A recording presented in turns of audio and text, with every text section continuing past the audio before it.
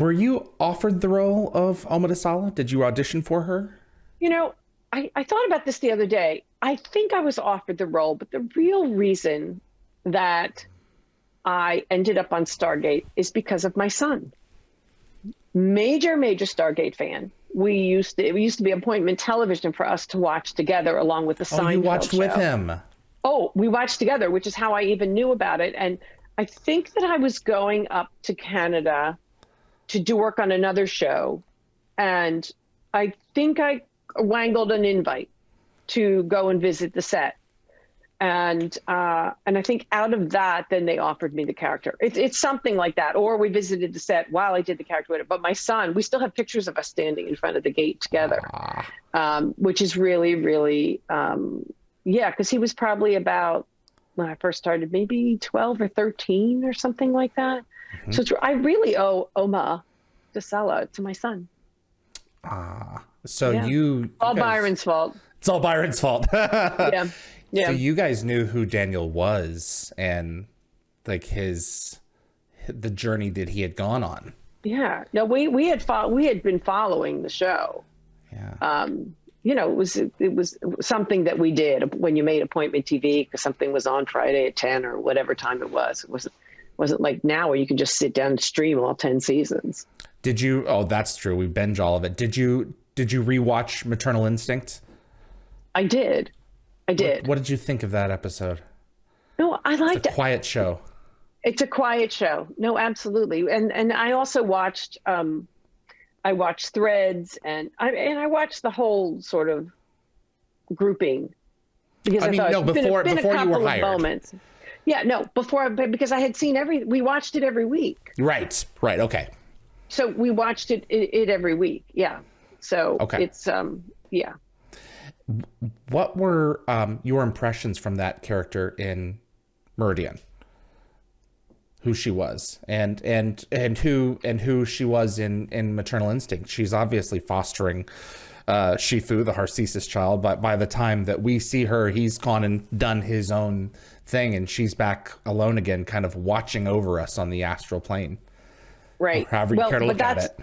Yeah. I mean, for me, Oma has always been, I've always called it a wonderful part because I got to play an eternal goddess, as I call her. And, but the enlightenment and it all feeds into when I'm on camera with her, being her, what that plays with. Like, I always thought that the dialogue for Oma was incredibly challenging because the cadence, I didn't feel, not that it wasn't human, but it wasn't normal. It wasn't like trip off your tongue, boom, boom, boom kind of thing. It was, other than the double meaning to it, the actual order of words and verbiage was very, very different and very challenging. And you can do everything. You can wear, like I wore my Oma blue. I don't know if you noticed. I wore my Oma blue today. And, but you can do that in the light and all of those things that they put on you, and you can make the formation. But then, especially in the scenes, they're so important. The words that are being spoken are so important. And yet you come away when you're watching it and you go, what the hell is she talking about? And so for me, it was they did such a great job of putting that into a character that for me made me pay attention to what she was saying because she was so different and so much of her own. So all of the things that you bring from the back into the forward of when you're actually on camera are really important. Was this the most powerful entity you'd ever played? Yeah, probably, other than myself in the morning when I wake up. But she controls weather, absolutely. man. Absolutely, yeah. No, absolutely, because she's otherworldly. She's enlightened. She's eternal, incredibly powerful, wise as hell, and I liked all that. It was great. I loved that, and we'll get to this in a minute. There were chinks in her armor. She was not perfect. And in fact, she is the resulting cause of one of our greatest adversaries from trying to do something good. She created something that was... You made it a little bad choice. Right, exactly. Yeah. Ascension is not for everyone, lady. How aware were, because you would watch the show. How aware were you of the gravity of Meridian at the time you were shooting it? I mean, Michael's leaving. I know. This is a and big yes, deal. I watched it. It is a big deal, but the other thing is, I don't want to, for the normal fan, the average fan, I think that that's incredibly powerful and impactful.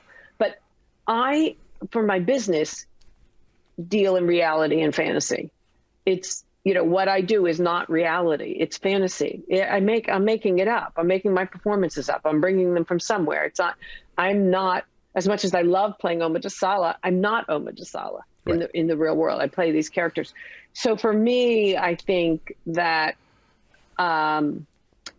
it may not have been as impactful because I probably thought, oh, he's probably got a great job lined up somewhere, in the practical world. But in the series world, in the show's world, it's very impactful. Absolutely. Yeah. People will go on Facebook to this very day into the Stargate groups and be like, I'm a new fan. I just saw it for the first time. I bawled my eyes out. I was devastated. Yep. Yep. Did you and your son watch the episode together when it aired later? Yeah. We did. Was it a big deal too? It was a big deal. It was all a big deal. It's like, well, he may have said, why are they getting rid of him? Yeah. Okay. But also, my kids are raised on a set. So my kids have a really good sense of fantasy and reality. Okay. That's more than the normal kid anyway, young person. So the dialogue proved to be a challenge. Oh, yeah, absolutely. Absolutely. If you listen to the words, they're different. And so not only is the cadence different and the way that they wrote them, but you also realize that she's imparting to Daniel clues and some of her knowledge without giving away what she's not by the rules allowed to give away. Yeah, she's walking on a minefield in her plane. Exactly.